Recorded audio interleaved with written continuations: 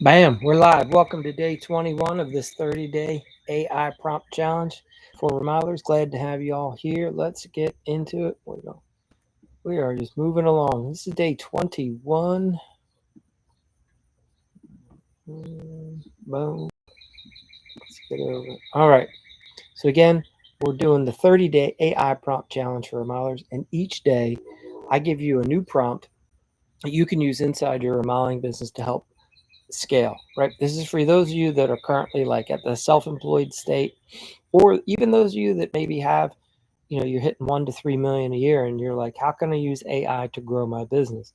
Usually, look, at the end of the day, it's capacity. If you're not scaling and growing, it's because you've reached a level and your capacity won't allow any more growth.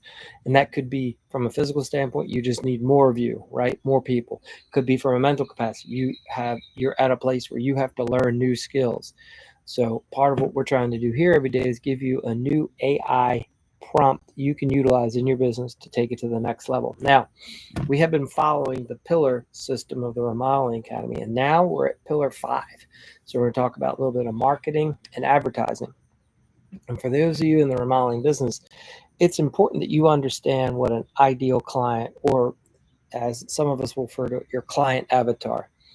Once you've been in business for just a little bit of time, you'll start noticing characteristics and qualities of good clients versus not so good clients.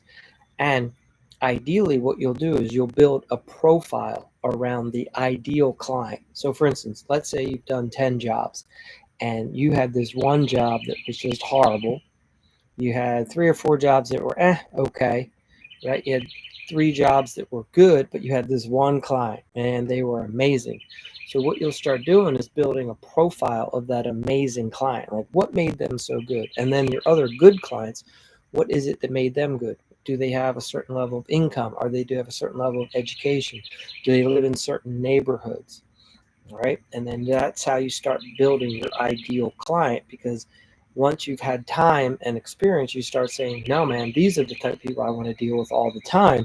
And so you can start eliminating a lot of the problem clients right off the bat. And as you grow, that's how you can grow more profitably. So you don't want to grow problems, you want to grow profit. And this is a struggle a lot of remodelers get into. First thing that happens when they try to grow, they just grow too many problems.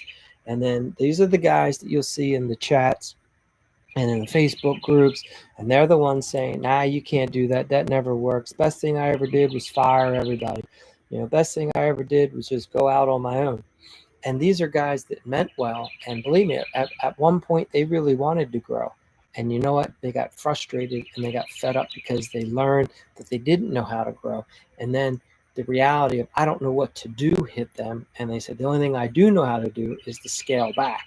So they end up scaling back. And that's fine. Like, if that's what you want to do, but don't go around being all bitter and telling everybody else that they can't grow. Okay. Just because you couldn't grow. Here to tell you that a lot of you guys can grow and grow well. All right. So again, here it is. It's day 21, and we're going to define the ideal client profile. All right. So how do we go through all this? Remember, not all remodeling clients are created equal. So when you try to market to everyone, it's like trying to build a house with no blueprint, right? It's inefficient, it's expensive, and likely to collapse. And here's what it means.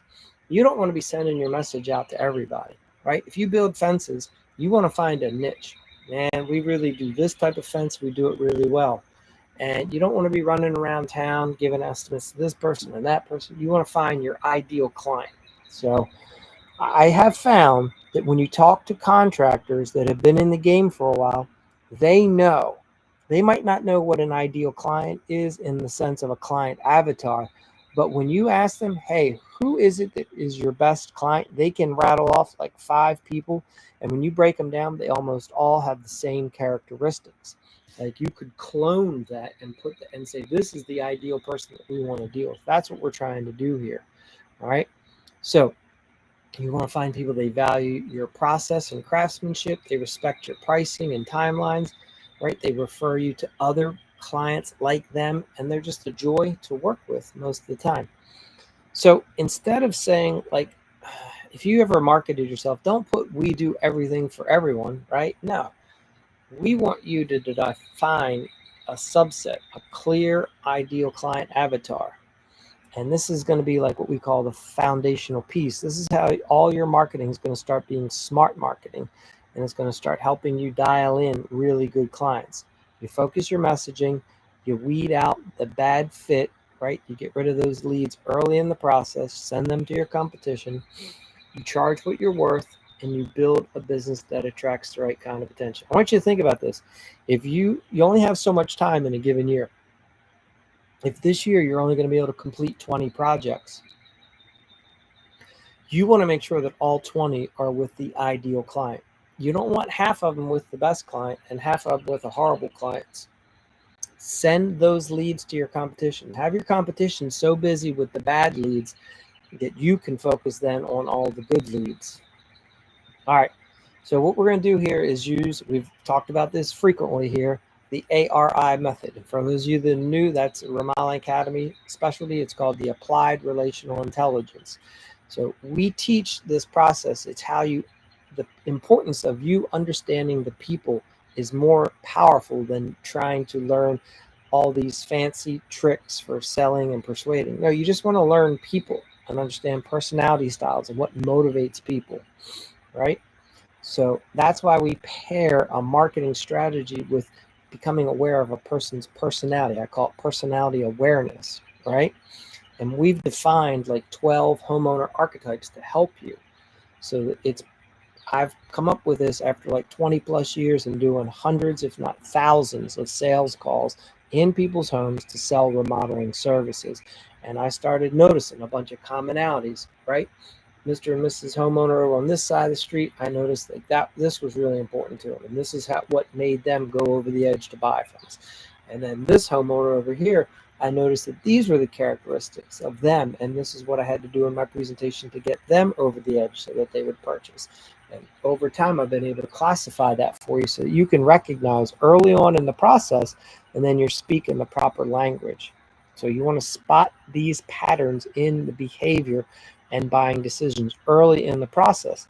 And then you can use language and tone and a style that builds trust with each personality style, right? If you've been in this business for any period of time and you've gone out and met with, let's say 100 people, you clearly know that there's different personalities. And some of you might say, yeah, that's just odds, right?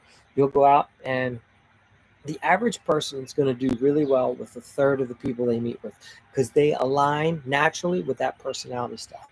Then there's going to be a third that they do a no alignment. In fact, they're repelling. And those are the third that you'll never close. Now, where the gap is that the average person has a chance sometimes with the other third, and sometimes they don't.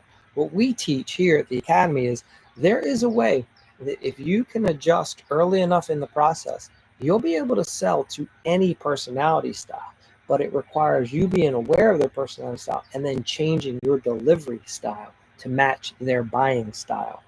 So you have to use a language and a tone that builds trust with each type of person, right? You have to market to prospects. It's a guide, right? Not like you're some vendor. So let's have AI help us, right? We're going to build this ideal client avatar. So here's the prompt you can use in your AI machine. So you want to have it act as the remodeling business strategist and a marketing coach trained in applied relational intelligence. If you haven't been following the Remodeling Academy for some time and you're not real familiar with this, reach out to us and we'll get you a document so that you can better understand how applied relational intelligence works and gets intermingled, right? Okay, and if you don't know the 12 homeowner archetypes, reach out again. We can get you set up with that so you can start understanding and recognizing that when you're out in the field. So what you're going to ask the ChatGPT to do is to ask a series of questions that's going to help you. So these are what are called demographics at first. You want to find out age, income, occupation, family status, and location. You're going to start grouping all of that. Then you're going to look at the psychographics. What are some of their fears, their goals, their dreams, their frustrations, and their core values? And this is like next level stuff, but for some of you, understand that people at different levels of socioeconomic status have different things that are going to be their goals, their dreams, their frustrations, right? And so if you're working with someone down here, they're going to have different aspirations than the person that's up here if we're looking at just from a strictly financial perspective, okay? 3, let's look at project behavior. Like, what types of projects do people want? How do they make their decisions? What frustrates them about contractors, right? So at different socioeconomic levels, there are different frustrations that happen. People on the really high end get frustrated that they can't find enough good contractors, right? People on the low end are frustrated because they say that they just can't find the cheapest contractors, right? There's a difference, and you got to figure out what market you want to play in. You got to understand people's buying styles, all right? If you've ever been a part of someone buying an automobile or a house, you're going to know right away how people don't make the best decisions. They make emotional decisions, right? So I've been involved in real estate for some time as an agent, as a contractor that buy houses and flip them, and as a home inspector. And I see people make some very interesting decisions. And most of the time, not everyone, but a large percentage of people, they buy based off of emotion. They could be looking at something that is a piece of junk, but because it has this fence and it's on the street that's named this, and it was painted this color, that they are in love with it, right? It goes past what you would consider to be rational decision making. And when you start understanding that a lot of people buy based off of emotion, you will recognize, man, if I just change my presentation style of this remodeling project, I would land a lot more jobs, and I would land them quicker, I would land them easier, and I'd be able to sell them for more of a profit when I learn to communicate on that level that my buyer operates at. Also, what about communication preferences, right? How do they prefer to be contacted? Their tone, their style, how often do they want to be updated? I have a list of clients. This is what they want specifically from us. Mike, we want you to just send us over the price with the recommendation of what we should do and why we should do it. Give us 2 options, right? And that's it. That's all they want from us. And 9 out of 10 times they pick the nicest option. They just like to know that there's a choice. But I've learned this with them over time. So they're not shopping price, they're shopping quality of process and quality of construction. And you might miss out on these clients when you start focusing on all the wrong things with them, right? You got to understand to relate to people in the way that they want to buy, right? And I have people that literally, they just want me to send them something over as a snapshot. Say, Joe, this is what we've looked at this at your place. This is what we've come up with. And here's the solution. And here's how long it's going to take if we start here. And here's what it requires for us to get started. You can start making sales like that easily.